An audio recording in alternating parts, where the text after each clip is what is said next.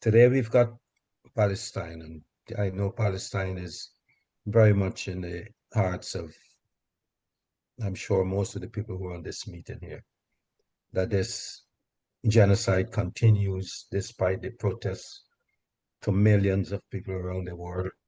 Even yesterday, we were in Starmer's Patch. I was with on a Palestine demonstration, and which was really well attended right here in Camden. Um, and I know there'll be many more demonstrations and activities happening over the time. I know some of you, where you're located, it's very hard to maybe get on a demonstration, but we're fortunate in London. Things happen every other weekend at the very least, when we're out there. But we know your solidarity is there. Okay, we've got three speakers today. I will introduce them separately, and as they begin to speak, we'll take questions at the end of the three speakers. So save your questions for after we've heard from the speakers. The first up we've got is Dr. Vernon, who's with us there, and who's based in Belize. And I'll leave him to add to any more introductions he might want to put to those basic words. So take the floor, please, Dylan. Yes. Dylan. Good morning, everyone. I say good morning because it's 7-something in Belize, so I'm still waking up. So forgive me if I'm not that coherent. No, I'm so happy to be a part of this meeting on Palestine solidarity. As you know, in the Caribbean and including Belize, we have been having solidarity activities and actions both at the state and the people level, and it's good to be a part of an international or have an international feel to this. I won't say much about myself except that currently I am the executive director of a policy institute at the University of Belize, and also I'm part, most importantly, of a small informal Belizean solidarity group with Palestine. Before that, I was working with civil society, the UN. I was a diplomat, and but a key part of all this has been advocacy and for governance reform in Belize and the Caribbean. What I'll do in my short time is to give a little bit of make comments, a couple of comments about what's happening at the regional level, not very much, and then focus on what I think is a special case, a unique case of my own country, Belize, in terms of the level of state solidarity, at least, that has been happening on the issue. As Paul said, today there's the second day of the heads of government of CARICOM meeting in Montego Bay. And there will likely be some statement coming out of CARICOM again that is quite watered down. As he said, other specific prime ministers have been speaking outside of the meeting on things that are more condemning of what's happening and calling for action. But this group would know that, yeah, CARICOM has been making statements for a while. The last one, I think, was when the Israel attacked Iran. And but the CARICOM sort of statements tend to follow the condemning both sides, calling for peace, two-state solution, that kind of thing. It has not gone much further than that. But as Paul said today, two things that are noteworthy is that some 40 organizations and individuals wrote an open letter to CARICOM heads, urging them to take more concrete actions, decisive action against Israel as a rogue state, quote unquote, focusing mostly on sanctions. And that letter has been widely circulated. This was by the Jamaica Palestine Solidarity Action Group. And this afternoon at 4 o'clock Jamaican time, there is the Free Gaza, Save Palestine protests in Montego Bay, also organized by the Jamaican Solidarity Group. And so things are happening around the meeting, and it's going to be interesting to see what could come out of that. Outside of CARICOM, of course, you might have heard that Barbados, the Supreme Court there is hearing a case brought by a couple Caribbean solidarity groups with Palestine, basically on genocide, to say that Israel has committed genocide. First such case in the Caribbean, interesting to follow, some concrete action. Guyana co-sponsored at the UN a few months ago a resolution calling for sanction against Israel, and all CARICOM states supported that. And then there's the case of Antigua and Barbuda, which sent out a directive, as you know, for its flag of convenience on the ship with arms going to Israel, for that ship not to use its flag for that purpose. I think the ship still went to Israel. But having said that, while I think all of us would like to see CARICOM do more as a regional organization, I am from the point of view that every voice that condemns Israel's genocide is important, and that is at the level of the state. Much of what is being done could be more strong and less toothless, but we also welcome and will keep pushing our governments here to speak out a little bit more. Now to Belize quickly. Belize stands out in the CARICOM group of states for several reasons. It was one of the first to recognize the state of Palestine back in 2011. Its parliament at the parliament level has passed one of the strongest resolutions ever in the region in support of Palestine, calling what is happening settler colonialism, calling for sanctions, and that kind of thing. Belize has joined, the only state in CARICOM that has joined 3 cases against Israel at the ICJ.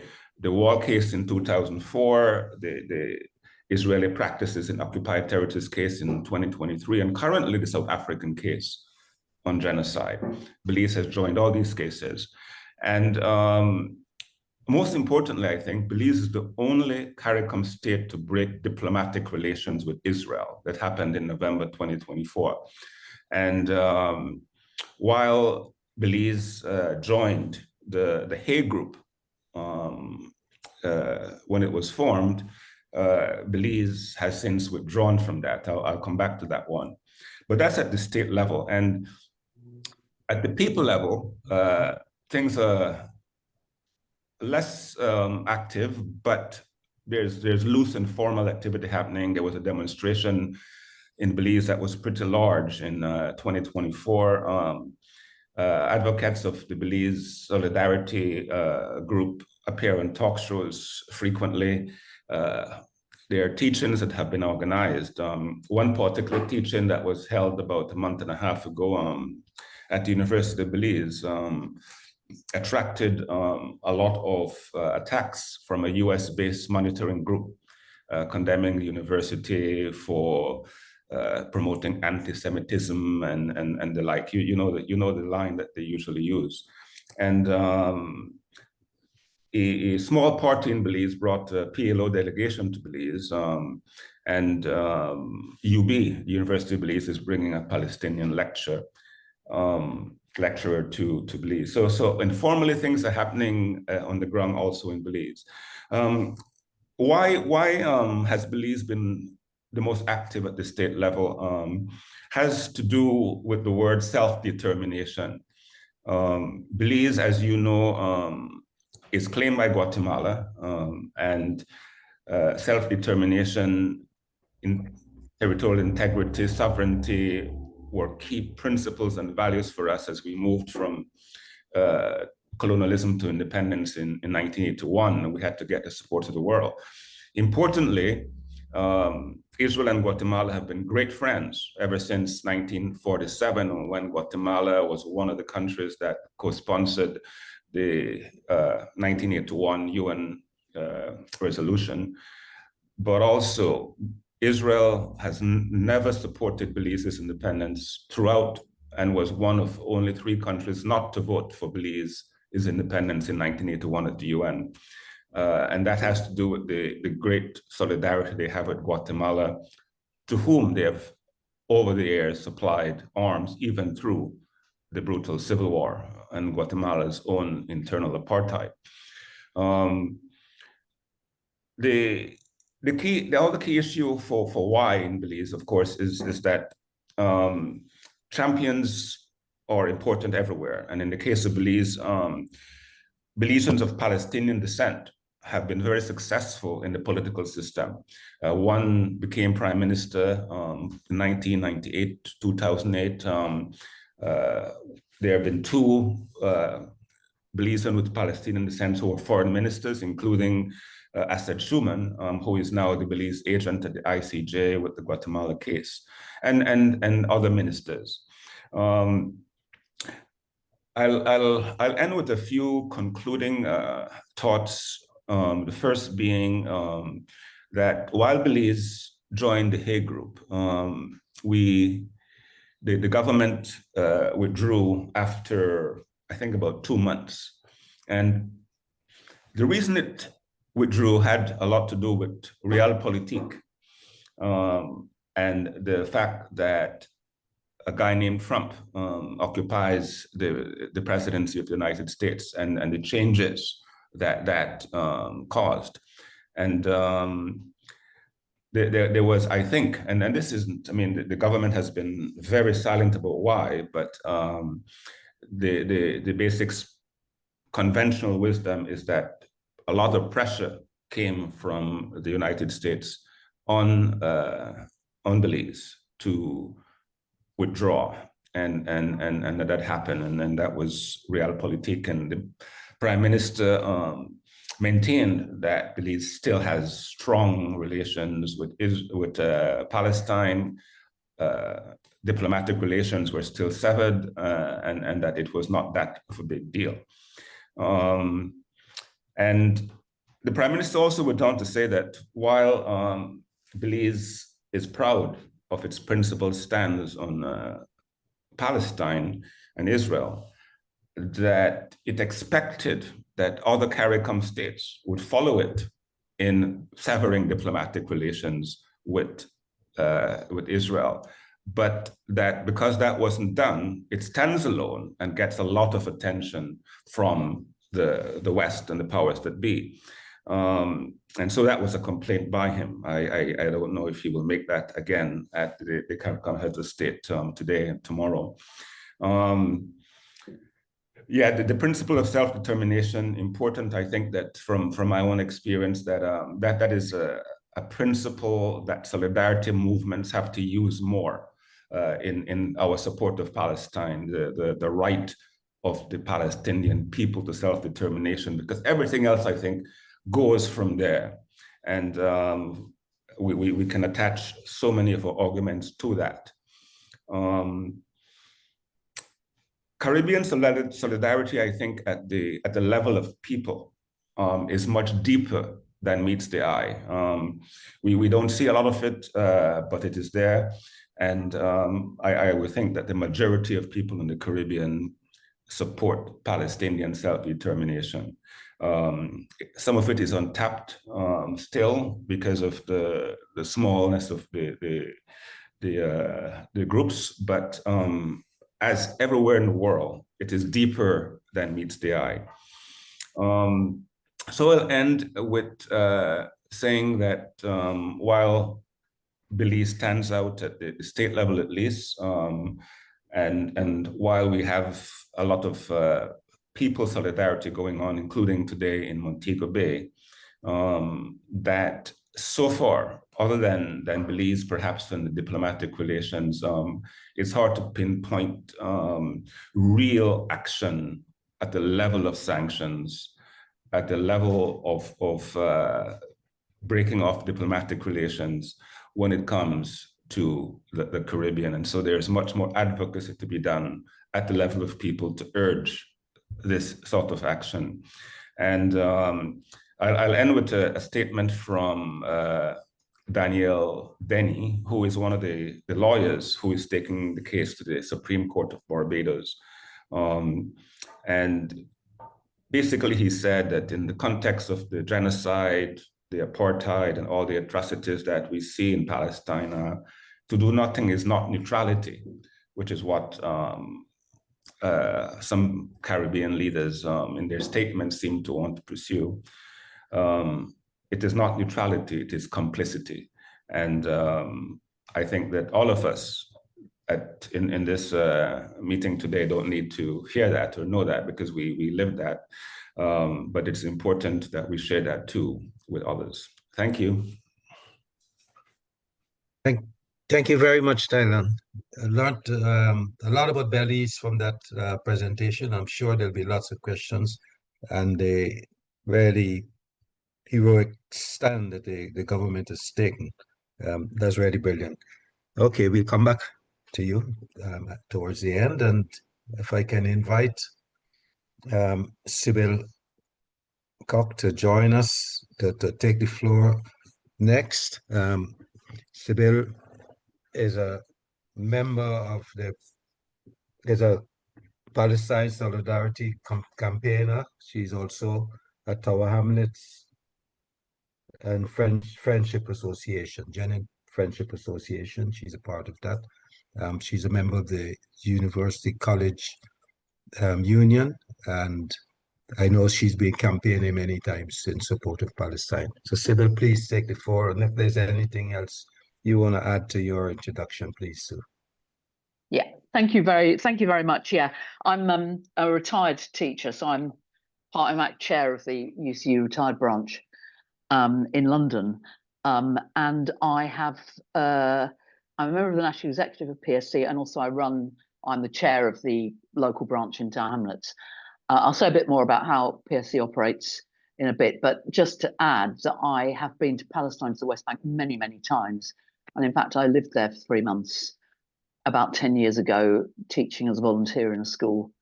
And it's the most extraordinary experience to visit Palestine, always life-changing for everybody that does it.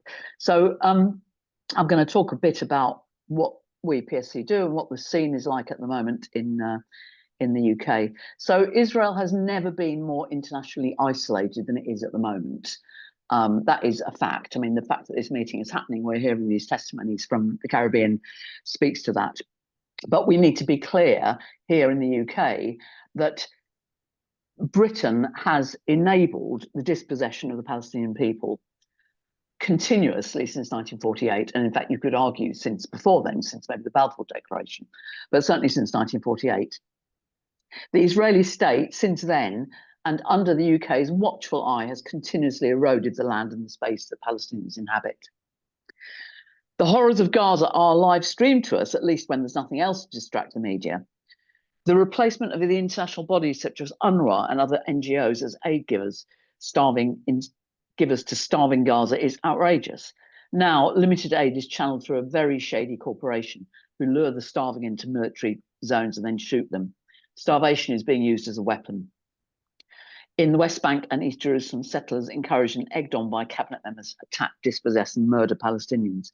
We have daily testimony of this. I have many, many friends in the West Bank.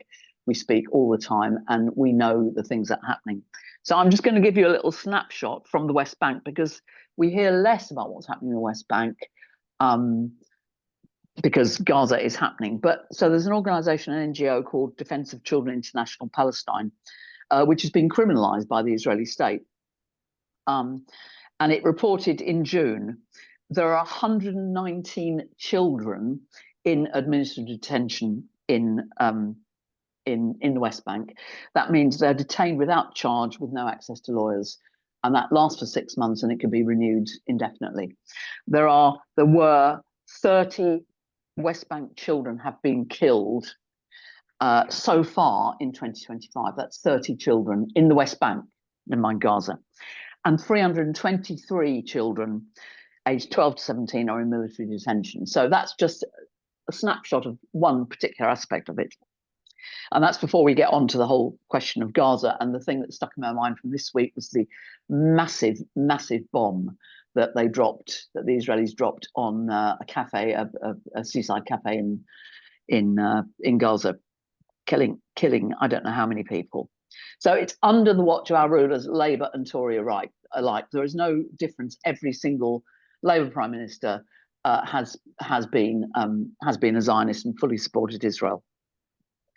There have been some wobbles. Now, obviously, in the last weeks, we've had little sort of fine words slapping Israel over the wrist, but words are not enough. Do something.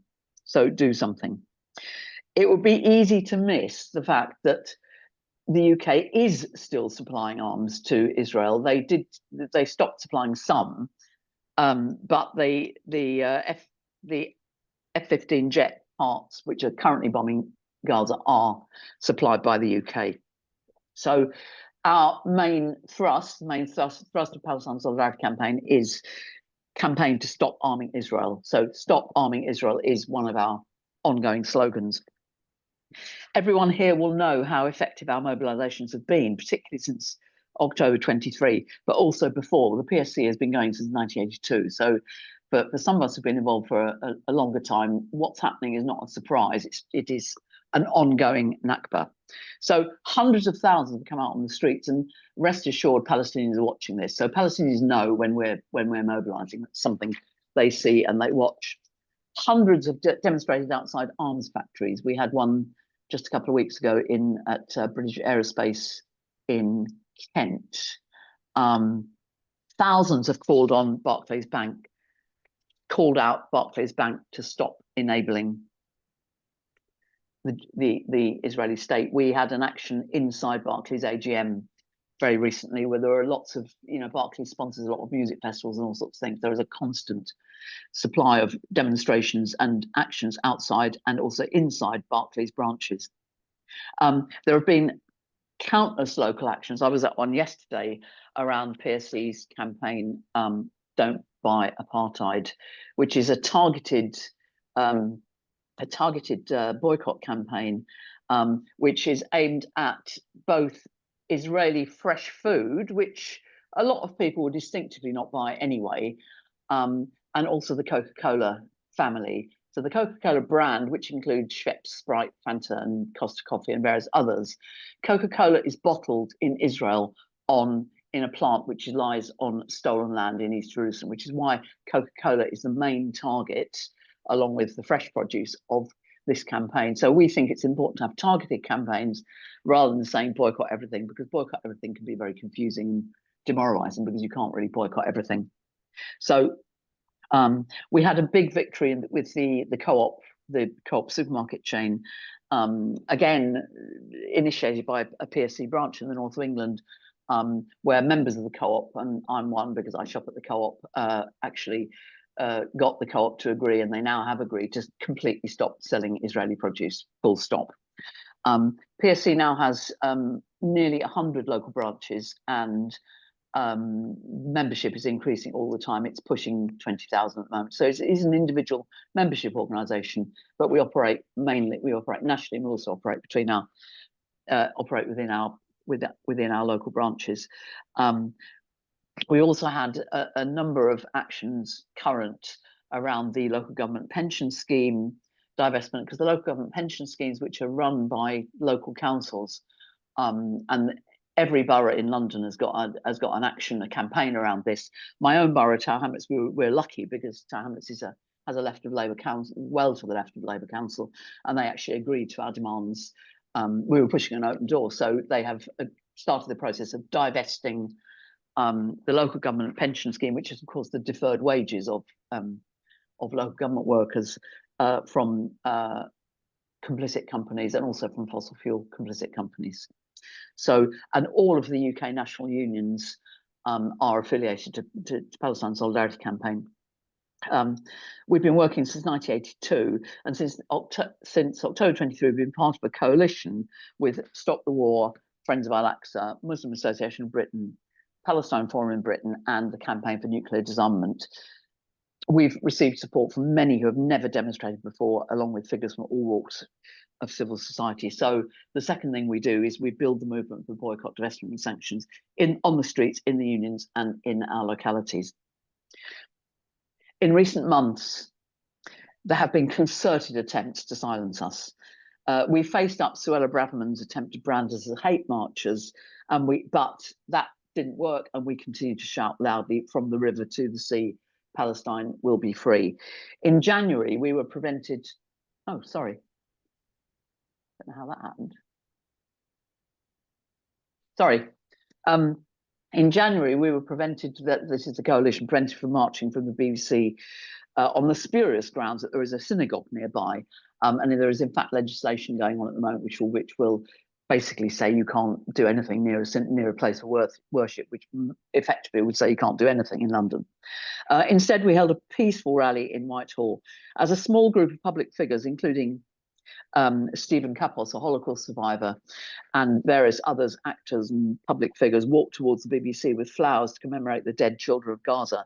Our chief steward, Chris Ninen, was violently arrested. Others were questioned by the cops, and Chris, along with Ben Jamal, the director of PSC, were charged. There have now been 2 more people charged: the General Secretary of CND, Sophie Bolt, and Alex Kenny, who also plays a leading from Stop the War, who plays a leading role in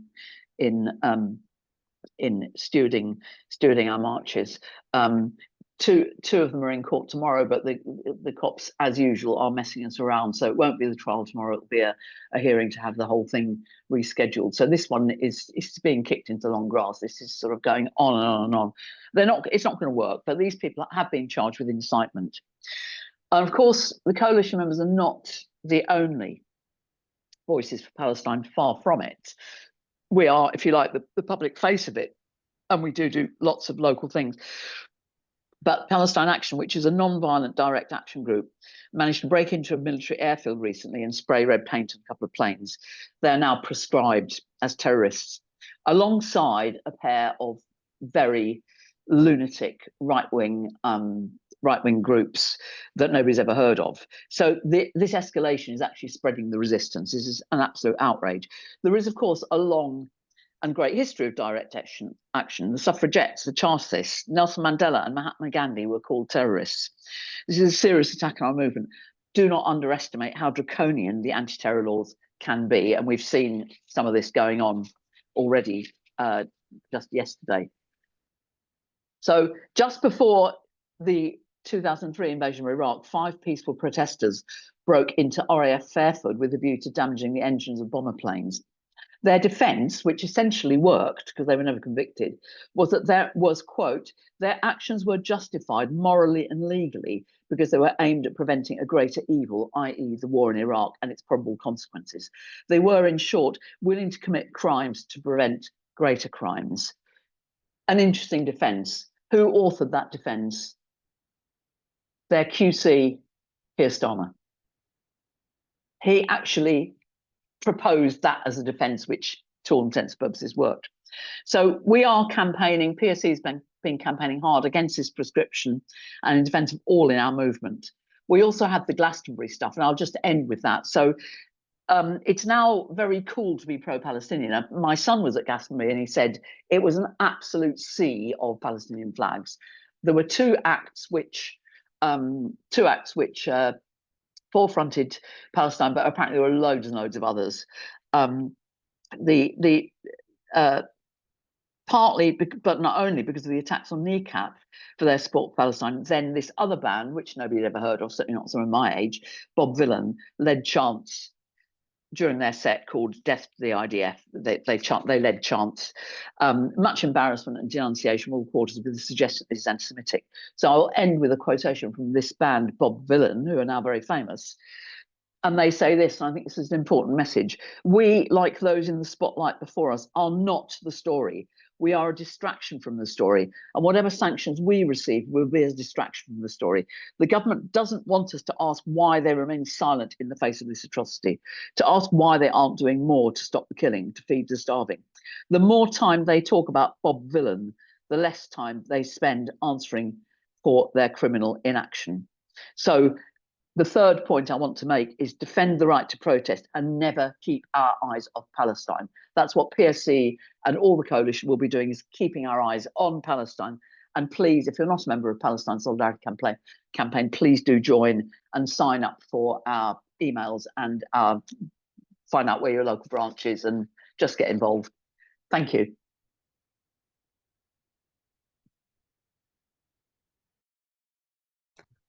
Thank you so much, Sybil. That was fantastic. As I said earlier on, we'll save the questions until we've heard from Nadine, who will now take the floor. I will just say Nadine is a executive member of CLS, and we're really pleased that she will speak now. Nadine, you can add to your introduction any more that you want. Okay, thanks. I used to be a human rights barrister, a real human rights barrister, and and a judge. And actually, I did share a room with Keir in his better days. I just make a quick reference to Glastonbury because, of course, you're right, Sybil. A number of groups did talk about Palestine, but large majority were Irish because, of course, the support for Palestine is much, much stronger in Ireland.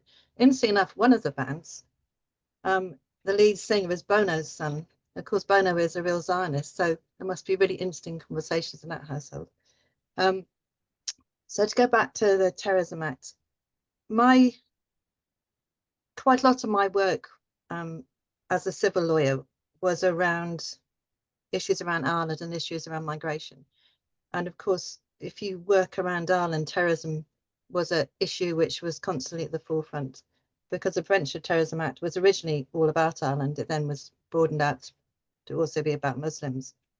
But I think it's important to say that the Terrorism Act we have now, which was brought in 2000, has always had the ability to prescribe people just because of attacks on property.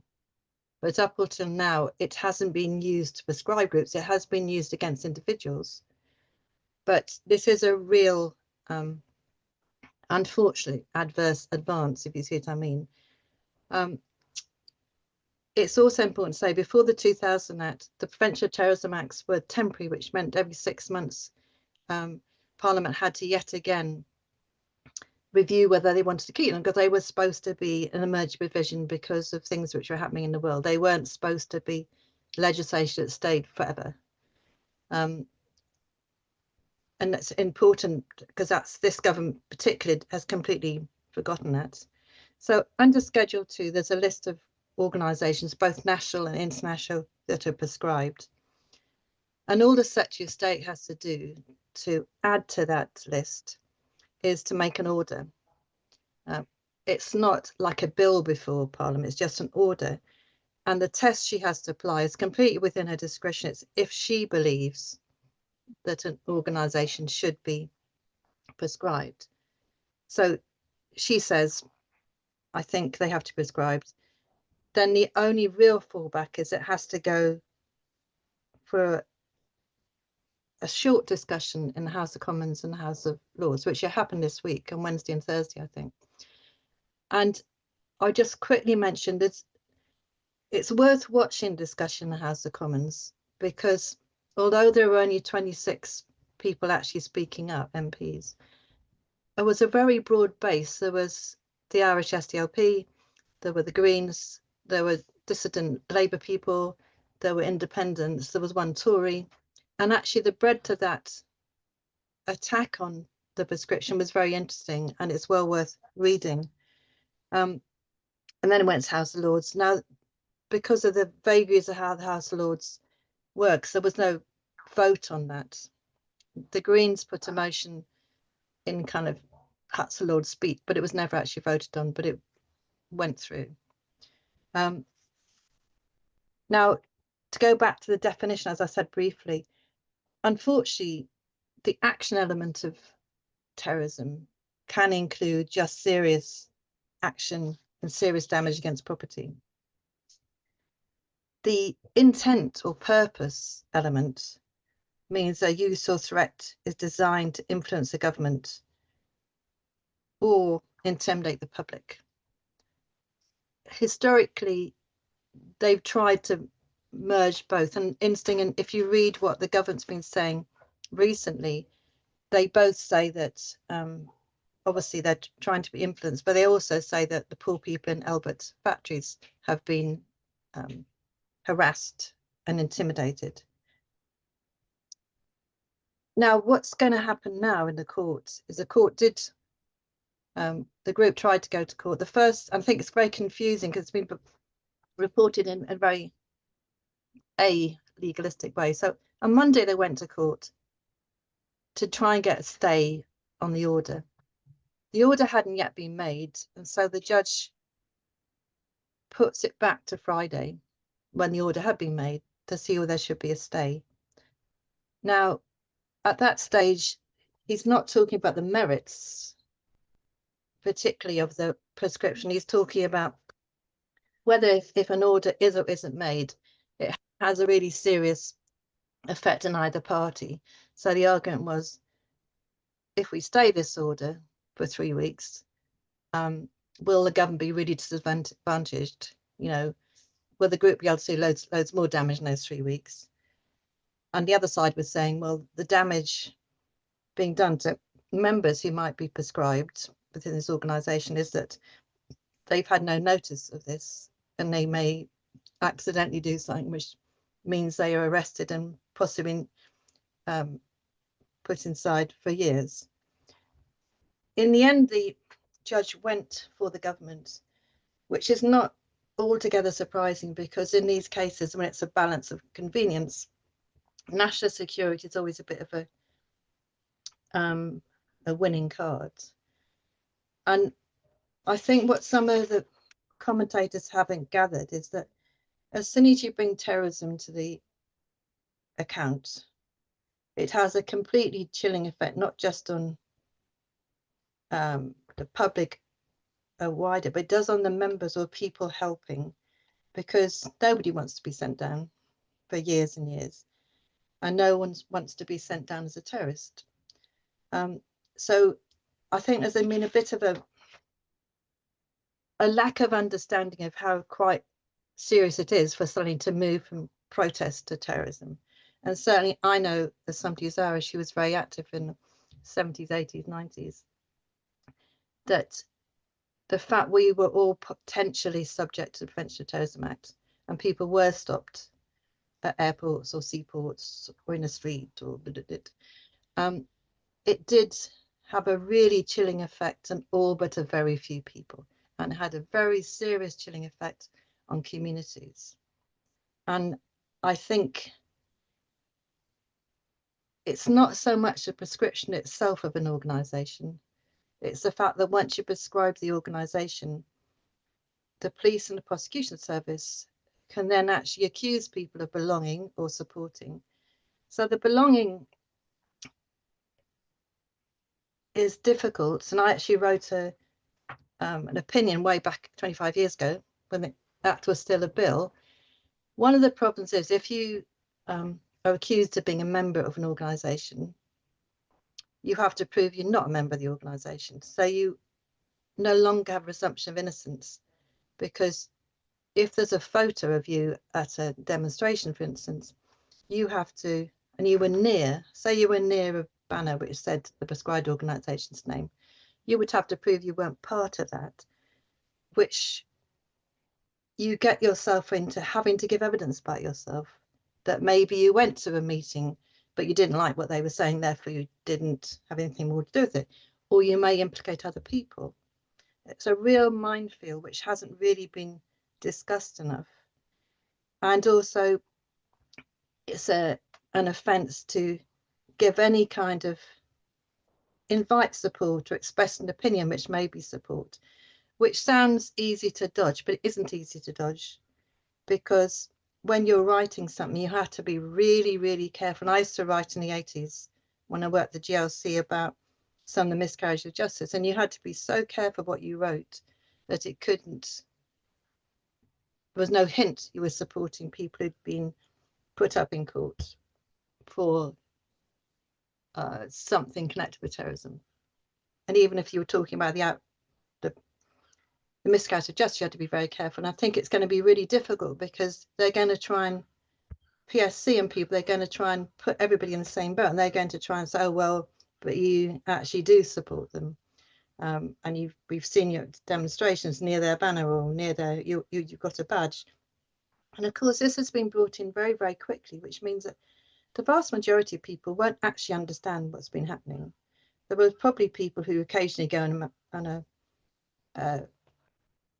some kind of protest who got a badge or a T-shirt. They might not even understand the import of the badge or the T-shirt. And if they wear that, now it's prescribed, they are potentially criminally liable. So one of the arguments was that the speed was really, really dangerous for ordinary people. And also it's very complex. I tried to dumb it down, but the Terrorism Act goes on from pages and pages, and it's very, very complex. And I presume people are going to try and do proper briefings so people don't fall through the net, because one of the problems that used to face us, give an example for PCS, you used to have to be very careful who you invite onto a platform. Say you were talking about Irish unity. You tended to invite people you knew were equally cautious about breaking the law unnecessarily, because you can never really tell what someone's going to say in the heat of the moment. You can edit what people say on paper, but people have a tendency to suddenly say something when they get really het up at a meeting. So it means that supporters of Palestine might find themselves not only censoring themselves, but censoring other people to protect their own organisation. And that certainly happened in Irish organisations. So it's not it's not very positive. Now, the fact that they lost on Friday doesn't mean they've lost altogether, because they've got another stage 3, in about 3 weeks' time, and that's the mission stage. And at that stage, they have to show they've got a serious case to be met. When Mr. Justice Chen was looking at things on Friday, he was concerned about the argument being raised about the right to protest, the right of free speech, and that was the one he was really interested in. And presumably they're going to concentrate on that at the permission stage. And there's 3 others he thought possibly were arguable. Now, if they get to the permission stage, they will then have a full hearing. That full hearing is unlikely to happen for at least October, because very few judicial reviews happen during the legal summer. So even if the order would stay in place to at least mid-late autumn. So I'm quite happy to answer people's questions, but I mean, it's not just this prescription, it's what it's going to do to anybody else campaigning on Palestine or organising things in Palestine, and what it does for discussions between different groups as well. Great. Thanks. Thank you very. Did we finish that? Thank you.